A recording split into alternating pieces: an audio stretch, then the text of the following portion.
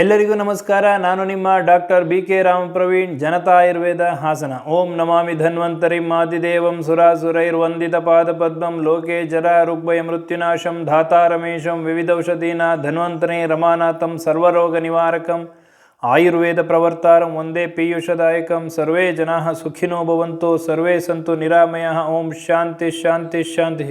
ವೀಕ್ಷಕರೇ, ಆಯುರ್ವೇದದಲ್ಲಿ ನಮ್ಮ ಆಚಾರ್ಯ ಋಷಿಮುನಿಗಳು, ಚರಕಾಚಾರ್ಯರು, ಸುಶ್ರುತಾಚಾರ್ಯರು, ವಾಗ್ಭಟ ಆಚಾರ್ಯರು, ಭಾವಪ್ರಕಾಶ ಆಚಾರ್ಯರು, ಮಾಧವಕರ ಆಚಾರ್ಯರು, ಶಾರಂಗಧರ ಆಚಾರ್ಯರು, ಯೋಗರತ್ನಾಕರ ಆಚಾರ್ಯರು, ಚಕ್ರದತ್ತ ಆಚಾರ್ಯರು, ಹೀಗೆ ಹಲವಾರು ಆಚಾರ್ಯ ಋಷಿ ಮುನಿಗಳು ಯಾವ ರೀತಿ ರೋಗವನ್ನು ಪರೀಕ್ಷೆ ಮಾಡಬೇಕು, ಯಾವ ರೀತಿ ರೋಗಿಯನ್ನು ಪರೀಕ್ಷೆ ಮಾಡಬೇಕು, ಅದೇ ರೀತಿ ಯಾವ ರೀತಿಯಲ್ಲಿ ಚಿಕಿತ್ಸೆಯನ್ನು ನೀಡಬೇಕು ಅನ್ನೋದನ್ನು ಒಂದು ಕ್ರಮಬದ್ಧವಾಗಿ ಹೇಳಿದ್ದಾರೆ ವೀಕ್ಷಕರೇ.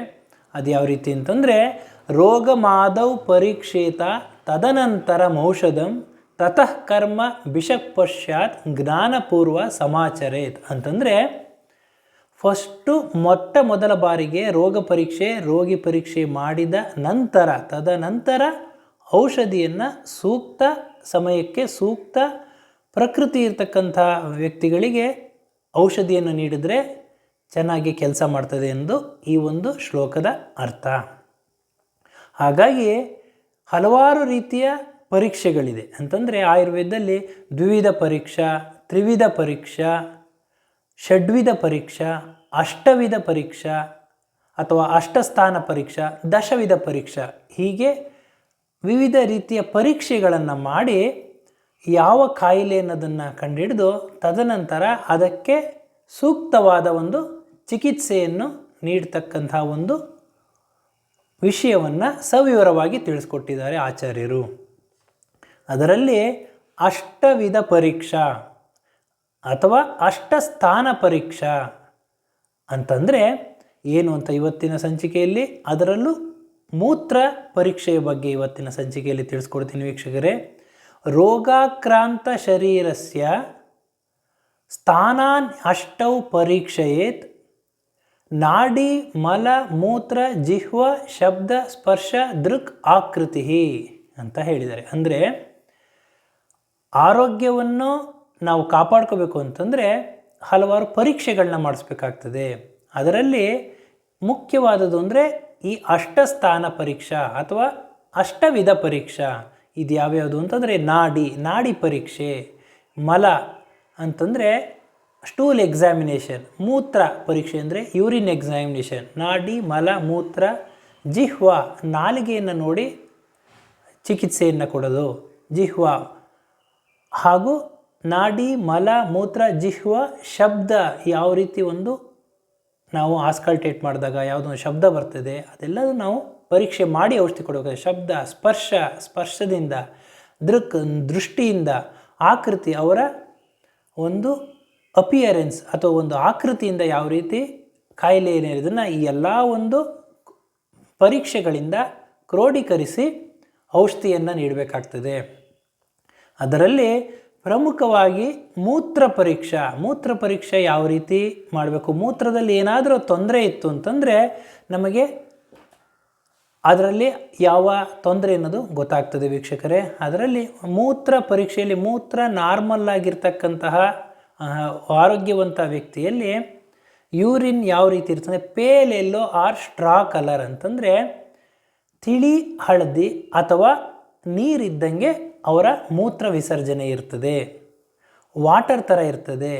ಇದು ಆರೋಗ್ಯವಂತ ಮನುಷ್ಯನ ಯೂರಿನ ಒಂದು ಲಕ್ಷಣ. ಈ ಥರ ಒಂದು ಮೂತ್ರ ವಿಸರ್ಜನೆ ಆಗ್ತಾಯಿತ್ತು ಅಂದರೆ ಅದು ನಾರ್ಮಲ್ ಯೂರಿನ್, ಅಂದರೆ ಹೆಲ್ತಿ ಪರ್ಸನ್, ಆರೋಗ್ಯವಂತ ಮನುಷ್ಯನ ಒಂದು ಚಿಹ್ನೆ. ಆದರೆ ಇವತ್ತಿನ ಸಂಚಿಕೆಯಲ್ಲಿ 5 ಯೂರಿನ್ನ ಒಂದು ವ್ಯತ್ಯಾಸಗಳು ಕಂಡ್ರೆ ಲಿವರ್ ಡ್ಯಾಮೇಜ್ ಆಗಿದೆ ಅನ್ನೋದನ್ನು ತಿಳಿಸ್ಕೊಡ್ತದೆ ವೀಕ್ಷಕರೇ. ಇದು ಲಿವರ್ ಡ್ಯಾಮೇಜ್ ಆಗ್ತಾ ಇದೆ ಅಂದರೆ ಯಕೃತ್ತು ಹಾಳಾಗ್ತಾ ಇದೆ, ತೊಂದರೆ ಆಗ್ತಾ ಇದೆ ಅನ್ನೋದಕ್ಕೆ ಮುನ್ಸೂಚನೆಯನ್ನು ಕೊಡುತ್ತದೆ. ಯಾಕೆ ಅಂತಂದರೆ urine is the end product of metabolism ಅಂತಾರೆ. ಅಂತಂದರೆ ಮೂತ್ರ ನಮ್ಮ ಮೆಟಬಾಲಿಸಮ್ನ ಆಗುವಂತಹ ಒಂದು ಕ್ರಿಯೆಯ ಕೊನೆಯ ಹಂತ. ಆದ್ದರಿಂದ ಯೂರಿನ್ ಎಕ್ಸಾಮಿನೇಷನ್ ಮಾಡಿ ನಾವು ಮೂತ್ರ ಒಂದು ಪರೀಕ್ಷೆ ಮಾಡಿ ಯಾವ ಕಾಯಿಲೆ ಅನ್ನೋದನ್ನು ನಾವು ಕಂಡುಹಿಡಿಬೋದು. ಆದ್ದರಿಂದ ಆದಷ್ಟು ಬೇಗ ಚಿಕ್ಕ ಒಂದು ಯಾವುದೇ ಒಂದು ಸಮಸ್ಯೆ ಇರಬಹುದು, ಅದು ಮೊದಲೇ ನೀವು ತಿಳ್ಕೊಂಡ್ರೆ ದೊಡ್ಡ ಸಮಸ್ಯೆ ಆಗೋದನ್ನು ನೀವು ತಡಿಬಹುದು. ಅದಕ್ಕೆ ಲಿವರ್ ಡ್ಯಾಮೇಜ್ ಆಗ್ತಾ ಇದೆಯೋ ಇಲ್ವೋ ಅನ್ನೋದನ್ನು ತಿಳ್ಕೊಬೇಕು ಅಂತಂದರೆ ಈ 5 ಯೂರಿನ್ ಲಕ್ಷಣಗಳಿತ್ತು ಅಂತಂದರೆ ನಿಮಗೆ ಗೊತ್ತಾಗ್ತದೆ ವೀಕ್ಷಕರೇ. ಮೊದಲನೆಯದು ಗಾಢ ಹಳದಿ ಬಣ್ಣ. ನಿಮ್ಮ ಮೂತ್ರ ವಿಸರ್ಜನೆ ಏನಾದರೂ ತುಂಬಾ ಹಳದಿ ಬಣ್ಣಕ್ಕಿತ್ತು ಅಂತಂದರೆ ಲಿವರ್ ಡ್ಯಾಮೇಜ್ ಆಗ್ತಾ ಇದೆ ಅಂತ ಅರ್ಥ. ಎರಡನೆಯದು ಕೆಟ್ಟ ದುರ್ವಾಸನೆ ಇತ್ತು ಅಂತಂದರೆ ಲಿವರ್ ಡ್ಯಾಮೇಜ್ ಆಗ್ತಾ ಇದೆ ಅಂತ ಅರ್ಥ. ಮೂರನೆಯದು ನೊರೆ, ಅತಿಯಾದ ನೊರೆ ಬರ್ತಾ ಇತ್ತು ಯೂರಿನಲ್ಲಿ, ಮೂತ್ರದಲ್ಲಿ ಏನಾದರೂ ನೊರೆ ಫ್ರೋತ್ ಥರ ಇತ್ತು ಅಂತಂದರೆ ನಿಮಗೆ ಲಿವರ್ ಡ್ಯಾಮೇಜ್ ಆಗ್ತಾ ಇದೆ, ಪ್ರೋಟೀನ್ ಹೋಗ್ತಾ ಇದೆ, ಈ ಥರ ಎಲ್ಲ ಒಂದು ಅರ್ಥ.